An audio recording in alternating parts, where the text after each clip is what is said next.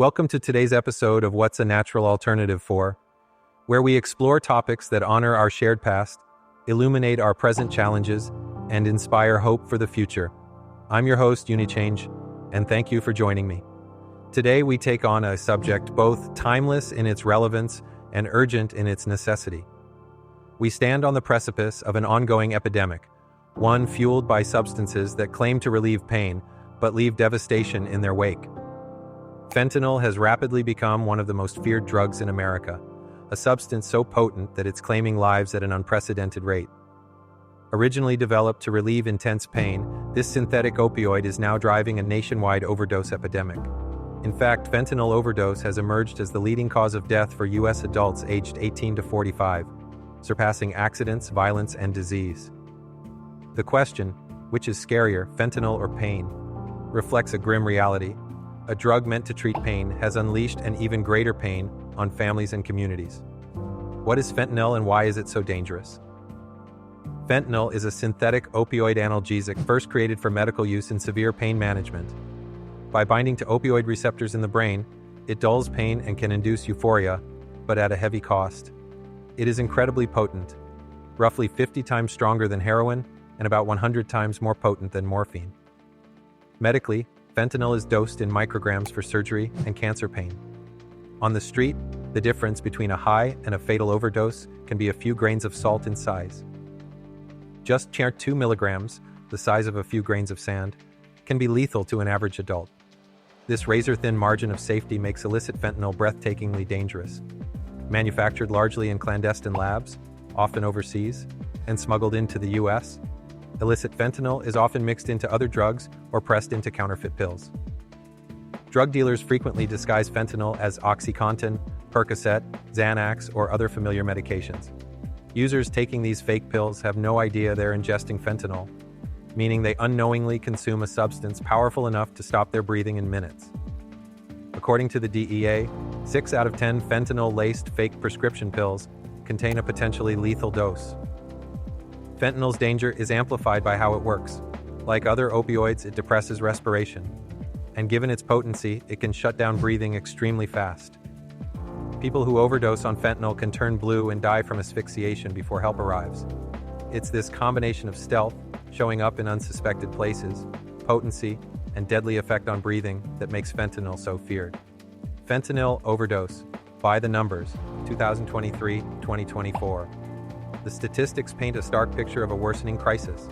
Drug overdose deaths in the United States hit record highs in recent years, driven largely by fentanyl. Provisional CDC data show over 107,000 overdose deaths in 2023, a slight decrease from $111,000 in 2022, the first decline since 2018. Of those, opioids, mostly fentanyl, accounted for about 81,000 deaths in 2023. In other words, roughly 3/4 of all U.S. drug overdose deaths now involve fentanyl or similar synthetic opioids. By 2022, fentanyl alone was killing an estimated 200 Americans per day on average. In total, over 250,000 Americans have died from fentanyl overdoses just since 2018, an astonishing death toll from one drug in a few short years. Young people have been hit especially hard. Adolescent overdose fatalities in the U.S. more than doubled from 282 deaths in 2019 to 546 in 2020, as fentanyl flooded the illicit market. They continued to rise, reaching 721 teen overdose deaths in 2022, before a modest dip to 708 in 2023. Importantly, the vast majority of these teen deaths involve fentanyl. In 2019, only 128 teen overdose deaths involved fentanyl, but that number skyrocketed to 354 in 2020, a 177% jump. By 2022, fentanyl was implicated in 527 adolescent deaths, rising to 539 in 2023. Fentanyl now accounts for about 76% of all adolescent overdose deaths, a higher share than among adults. Even though overall teen drug use is not higher than in past decades, the drugs out there today are far deadlier. One analysis noted fentanyl overdoses have become a leading cause of death for minors in the last 5 years. Young adults are similarly at risk. Fentanyl figures prominently in the grim statistic that opioid overdose is the leading cause of death for U.S. adults 18 to 45. It now kills more people in this core age group than car accidents, firearms, or any disease. This age group encompasses older teens, college students, and young professionals, showing that the fentanyl crisis spans all walks of life, from high school halls to workplaces. Real-life stories. The human cost. Statistics only tell part of the story. The true horror of the fentanyl epidemic comes to life in the tragic stories unfolding in communities across the country. Here are a few real cases that highlight how pervasive and devastating fentanyl has become. A 14-year-old girl in California. In 2021, a high school freshman in Concord, CA, took half of what she thought was an oxycodone pill. It was a counterfeit M30 tablet laced with fentanyl. Even that half pill was enough to kill her. The teen was found by her father the next morning, having fatally overdosed at just 14 years old. The 22-year-old dealer who sold her the pill ultimately pleaded guilty and was sentenced to 8 years in prison. A cluster of overdoses at a Los Angeles high school. In September 2022, 9 students across the Los Angeles school district overdosed in a single month, including several at Bernstein High and Hollywood High. The catalyst was a batch of counterfeit pills circulating among teens. One of the victims, 15-year-old Melanie Ramos, was found dead in a school bathroom after taking a pill she bought from another student. That pill, it turned out, contained fentanyl, a deadly in small doses opioid that none of the kids realized they were ingesting. Melanie's death shook the community and put a face on the teen opioid crisis in Southern California. Her passing spurred urgent changes to prevent another such tragedy. One-pill tragedies via social media. Across the country, teens and young adults are being exposed to fentanyl through social media marketplaces. In New York, a 17-year-old girl nicknamed Coco connected with a dealer on Instagram in 2022, seeking to buy Percocet for relief from pain. She never made it home. The pill she took was a fake Percocet laced with fentanyl, a dose that killed her overnight. In another case, a 15-year-old boy in California named Elijah sought an anti-anxiety pill, Xanax, in 2023 and unwittingly bought a fentanyl-tainted pill. He was found lifeless by his father just 2 weeks after his 15th birthday. Stories like Coco's and Elijah's underscore how one pill can kill, especially when that pill is sourced online from unscrupulous sellers. In both cases, the teens had no intention of using fentanyl. It found them. Accidental exposure in a daycare, perhaps most harrowing, is how fentanyl puts even infants and bystanders in peril. In September 2023, at a Bronx home-based daycare, a 1-year-old boy named Nicholas Dominici died from fentanyl poisoning. Investigators discovered the daycare was being used as a front for drug trafficking.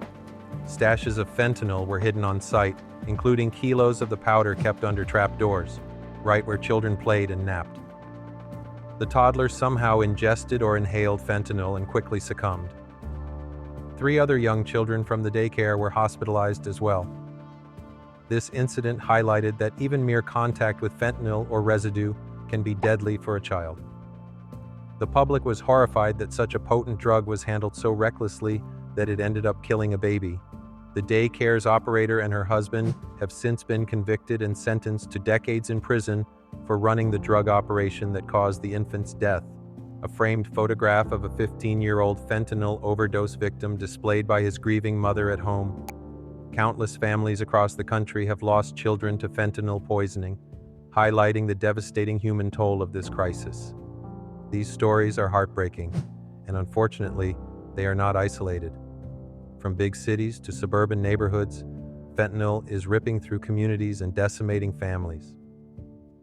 All of our teenagers are vulnerable, she added, reflecting the reality that any experiment with a pill at a party, any attempt to self-medicate, or even a one-time encounter with the wrong substance can end in tragedy. The emotional and social toll is immense. Families planning funerals instead of graduations, parents and siblings traumatized by sudden loss, and communities scrambling to respond to an enemy that operates in the shadows of the drug trade.